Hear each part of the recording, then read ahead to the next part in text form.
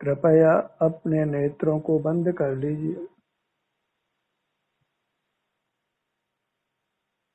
अपना ध्यान अपने शरीर पर ले आइए।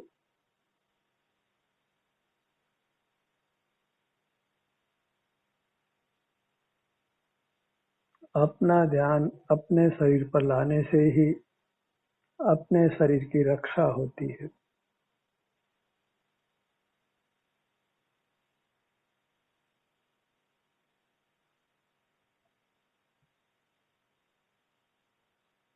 अपने शारीरिक सुख दुख की स्थिति का वेदन करिए।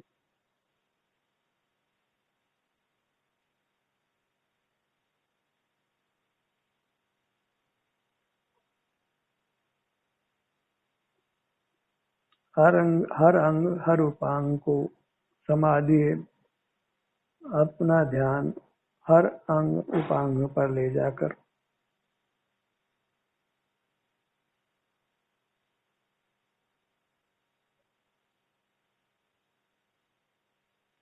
अपने शरीर में जो भी सुख दुख की स्थिति है उसका अनुभव करना वही सुखी होने का उपाय है, स्वस्थ रहने का उपाय है।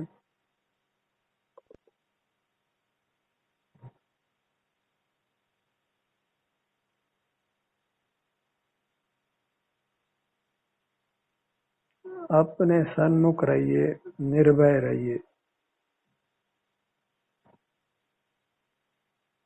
सर्व दुखों से मुक्त रहिए।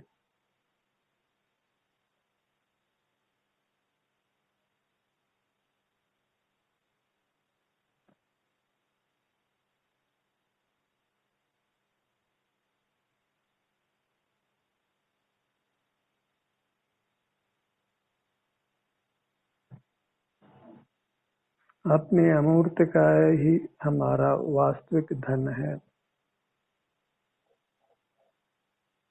वही हमारी शाश्वत संपदा है, वही हमारा वास्तविक भोग है।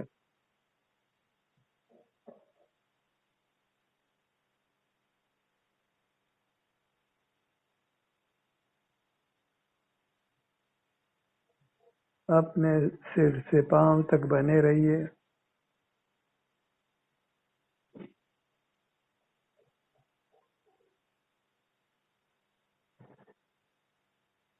इससे हमारा शरीर स्वस्थ होता है और आगामी काल में भी स्वस्थ रहता है।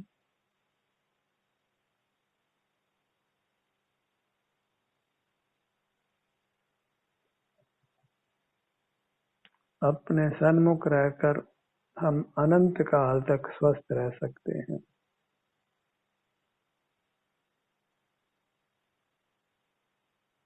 स्व सन्मुखता ही स्वास्थ्य का बीमा है, स्वास्थ्य की गारंटी है,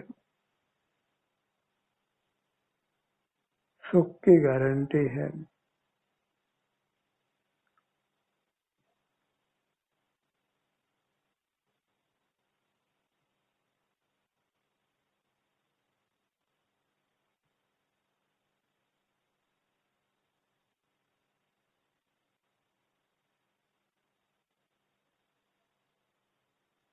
बहिर्मुख रहने से वेदना उत्पन्न करने वाला कर्म हमारे भीतर प्रवेश करता है।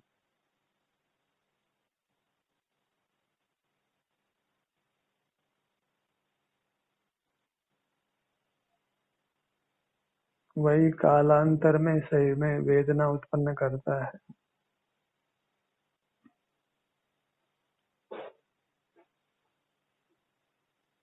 अपने में ठहर कर कर्मों के आगमन को रोकिए।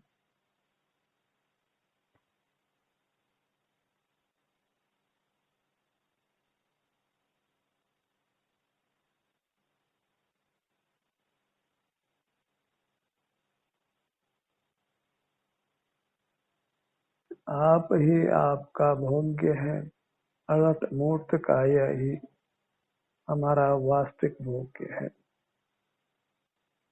क्योंकि इसी में सुख दुख रूप घटना घटती है।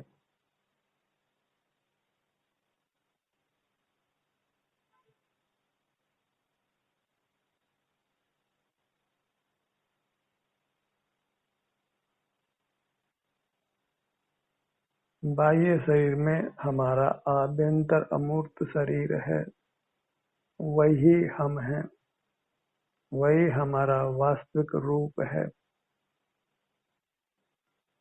उसी के साथ हमें युक्त रहना है।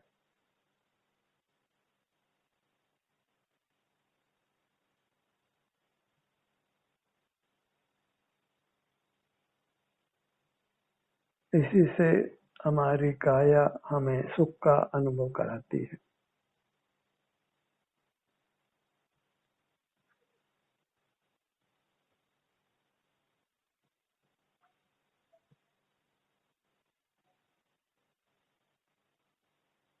अनुभव के काल में न ही ज्ञान की जरूरत होती है, न ही धन की।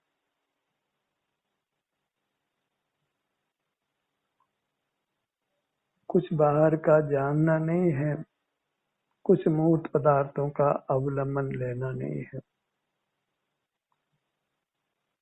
केवल अपने सुख का, शांति का वेदन करना है।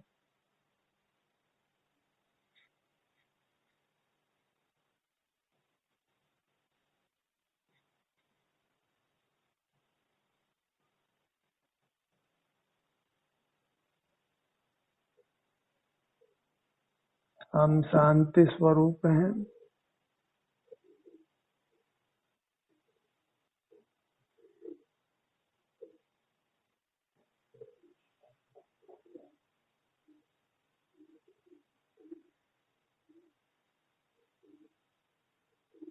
इसीलिए नाम के रूप में आनंद, शांति, शांति स्वरूप, सुख सागर ये नाम रखे जाते हैं।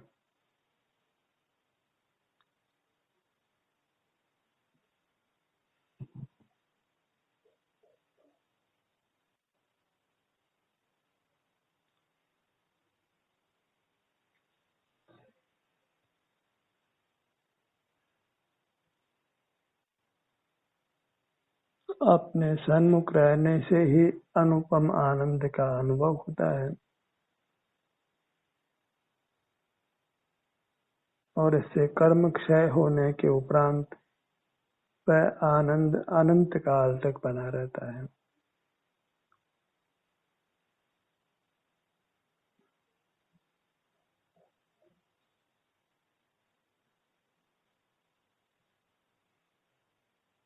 बाहर की दुनिया से अपने को छुड़ाइए।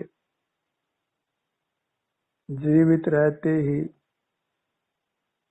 मरने के बाद तो सभी छोड़ते हैं।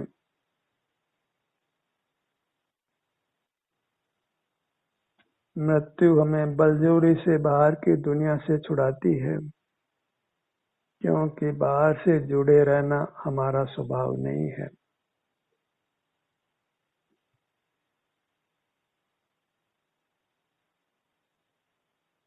आखिर मृत्यु क्यों आती है? इसका समाधान यदि आप ढूंढें तो आप पाएंगे कि हम जो बाह्य पदार्थों से, जीव अजीव से संबंध बनाते हैं, उनसे व्यवहार रखते हैं, उसी के दंड स्वरूप मृत्यु आती है। लोग के साथ जो भी हमारा व्यवहार है, जानने, देखने, भोगने, स्वामी बनने आदि रूप, उन सब कारणों से ही हमें बार बार मरना पड़ता है। कोई मरना चाहता नहीं है।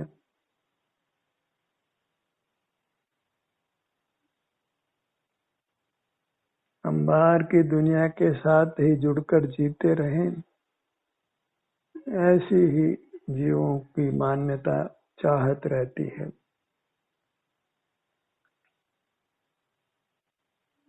पर वह चाहत कभी पूरी नहीं होती।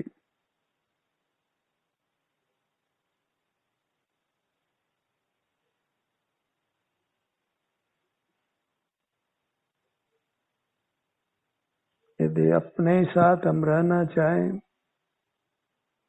अपनी अमूर्त काया के साथ, तो सुख से, वीतरागता से हम अनंत काल तक रह सकते हैं।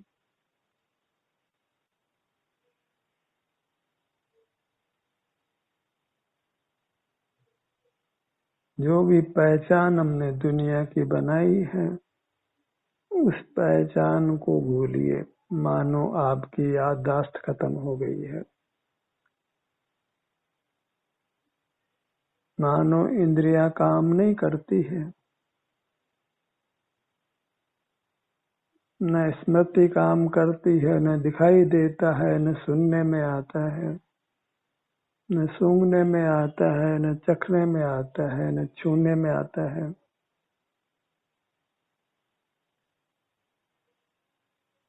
विचार करने की सामर्थ्य भी नहीं है।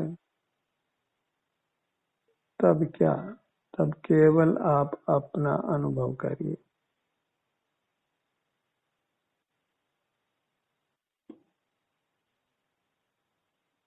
इंद्रिय ज्ञान होना पराधीन है, विचार करना बोलना पराधीन है, बस अपना ही एहसास करना स्वाधीन है।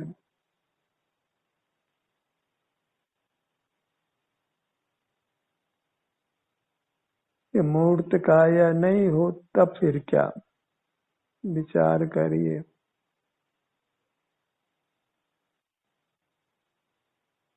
जहाँ मूर्त आंखें भी नहीं है, कान भी नहीं है, नासिका जीभ स्पर्शन इंद्रिय मन मस्तिष्क, ये सब मूर्त काया हमसे छूटती है, मानो छूट गई है। तब क्या? पुनर्जन्म भी मानो नहीं होता, मूर्त काया दूसरी नहीं मिलती, तब कैसे जीना है?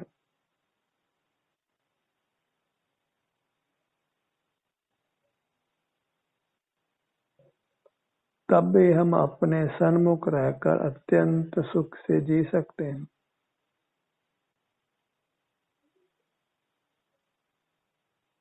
अपनी काया अमर है,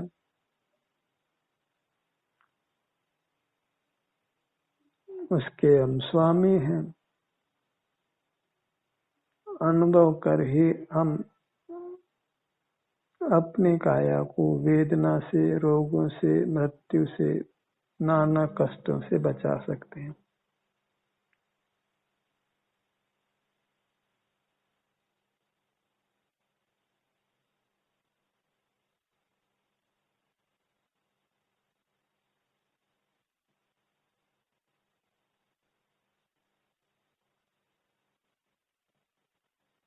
बहिर्मुखता को रोकने में ही यत्न लगता है,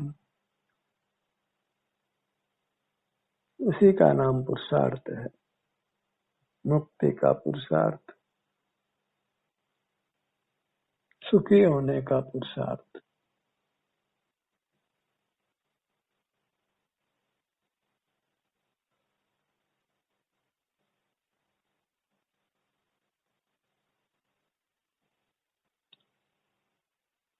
कोई बीमार होता है तो हम उसे यही कहते हैं कि टेक केयर, अपना ध्यान रखिए। उसका यथार्थ भाव भाषण हमको नहीं होता। अपनी केयर, अपनी संभाल अपने सन्मुख होने से ही होती है, अपने सिर से पांव तक बने रहने से ही होती है।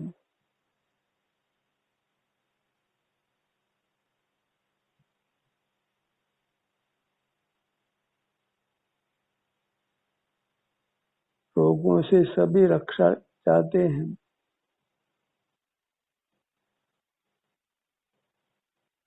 उसका उपाय अपने शरीर से युक्त रहना है। बिना औषधि के अपने सन्मुख रहने से ही हम स्वस्थ हो जाते हैं, सुखी हो जाते हैं।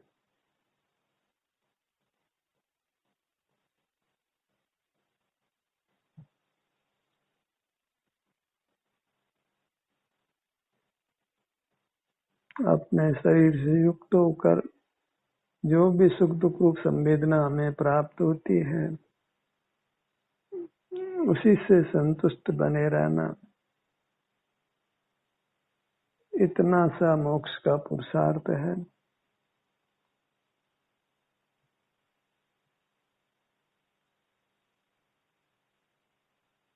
और यह पुरुषार्थ निराकुलता रूप है।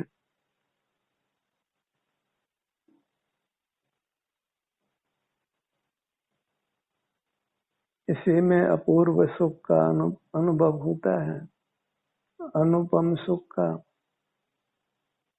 और जो कालांतर में जाकर स्थायी भी हो जाता है, अविनाशी भी हो जाता है।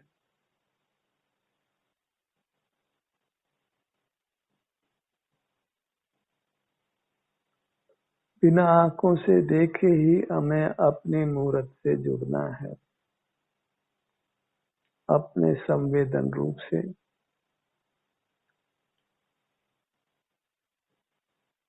इसी को आगम भाषा में आत्मदर्शन कहते हैं। वह वास्तव में अपने सुख का वेदन अनुभव है, अपने सुख का परिणाम है।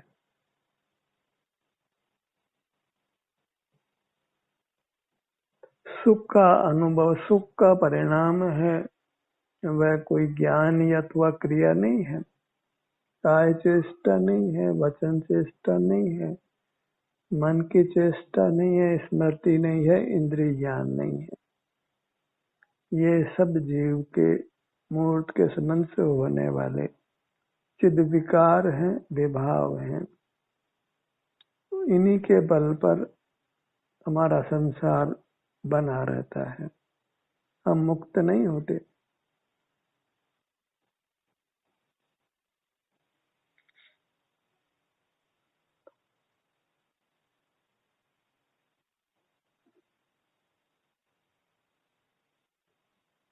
बिना विकल्प किए ही हम अपने मूर्त का आस्वादन वेदन कर सकते हैं। बिना विकल्प के ही वास्तव में इसका वेदन होता है।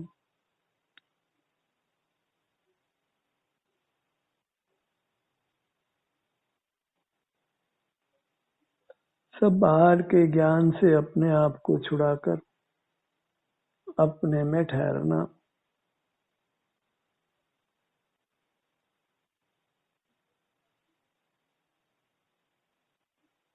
अपनी वर्तमान दशा को भोगना, वही वर्तमान में रहना है। Live in the present, live in the now. क्योंकि भूतकाल नष्ट हो गया है और भविष्य अनुत्पन्न है। जो उपलब्ध है वह वर्तमान क्षण है। उस वर्तमान क्षण में ही हमने अपने स्वयं के सुख को भोगना है, अपने सन्मुख रहना है।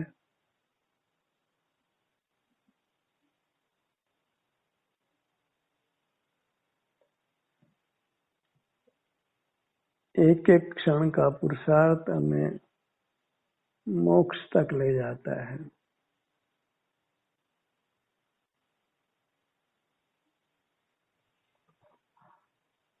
दो क्षण कभी एक साथ नहीं आते।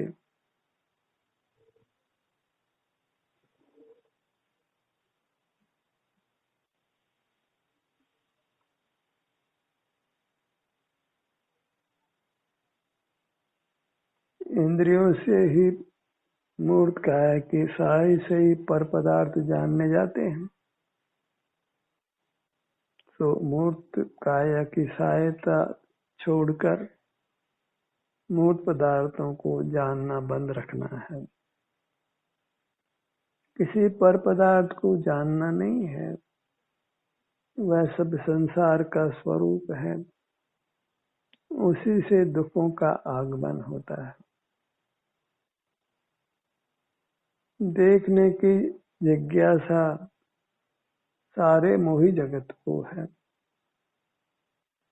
हमें उस इच्छा को रोकना है,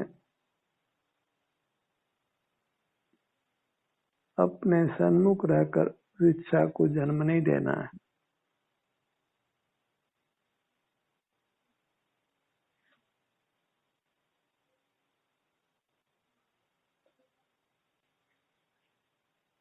ध्यान कहें कि एकाग्रता कहें कि स्वसंवेदन कहें, सब एक अर्थ कहें। स्वानुभव कहें,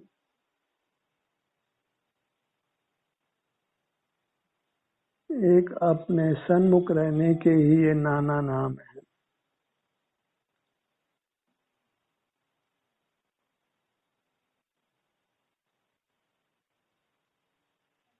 अपने सन्मुख रहने में ही हमें अपने शारीरिक सुख दुख की दशा का अनुभव वेदन होता है और हम बाह्य जगत से उसके आलम्बन से मुक्त रहते हैं,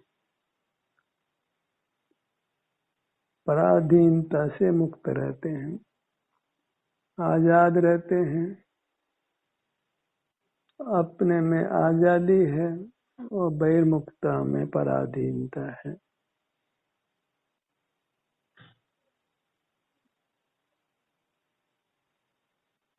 अपने घर में हम जैसे चाहें वैसे रहें, कोई रोकने वाला नहीं, किसी को कुछ कहने का अधिकार भी नहीं।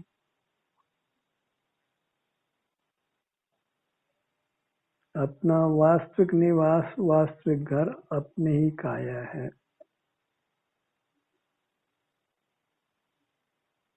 इसमें आप जैसा चाहें वैसा आप जीना है।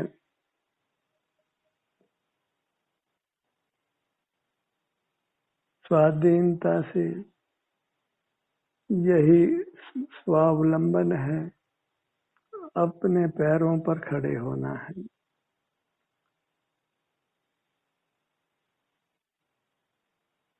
पैरों पर ध्यान लाए तो समझ लीजिए हम पैरों पर खड़े हुए।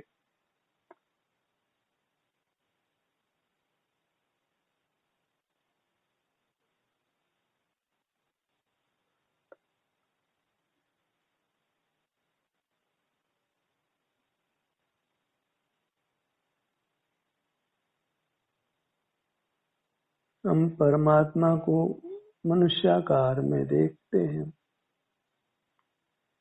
वही मनुष्याकार हमारा भी है। तो फिर अपने मनुष्याकार को देखकर संतुष्ट रहिए, उसमें पूर्ण स्वाधीनता है। आत्मरक्षा है, आत्म सुख की उपलब्धि है।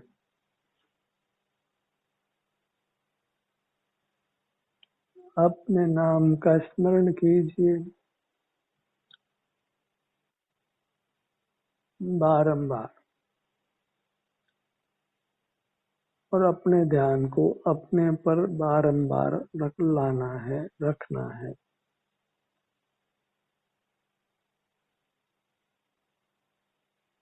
निरंतर अपने शरीर की संवेदना को ही ग्रहण करिए, उसी का वेदन अनुभव करिए।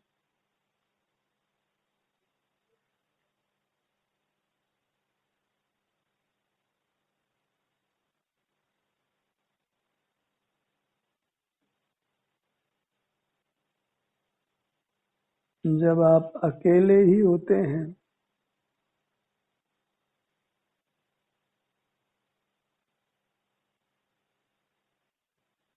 जब भी आपको समय हो, तभी हमें अपने सन्मुख हो जाना है और समय निकालिए। अत्यंत आवश्यक बाह्य कार्यों में ही रुकना है, अन्यथा अपने सन्मुख बने रहना है।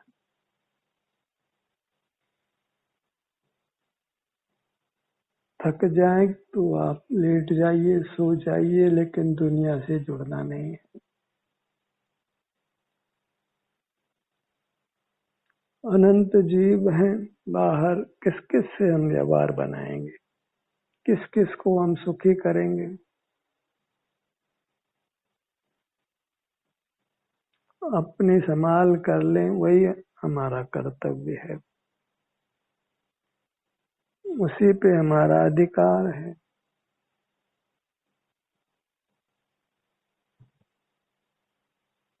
दुनिया तो वैसे ही हमसे छूटे ही जाने वाली है मरने पर। जो छूट जाता है, जिसका वियोग हो जाता है, उसके संयोग में अनुरक्त मत रहिए, अन्यथा वियोग में निश्चित दुख होने वाला है।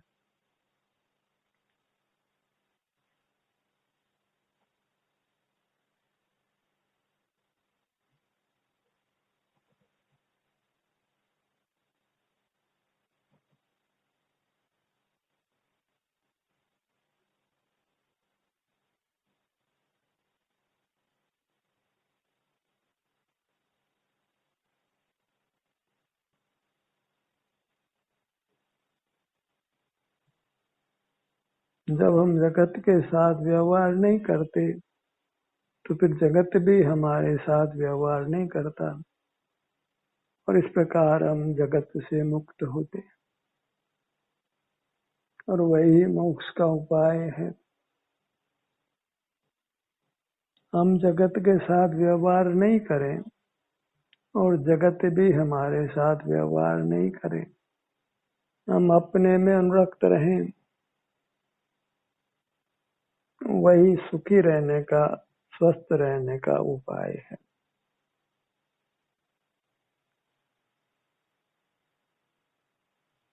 अपने ध्यान को अपने शरीर के सब अंगों तक ले जाना है, सब अंगों के स्वास्थ्य की स्थिति को भोगना है,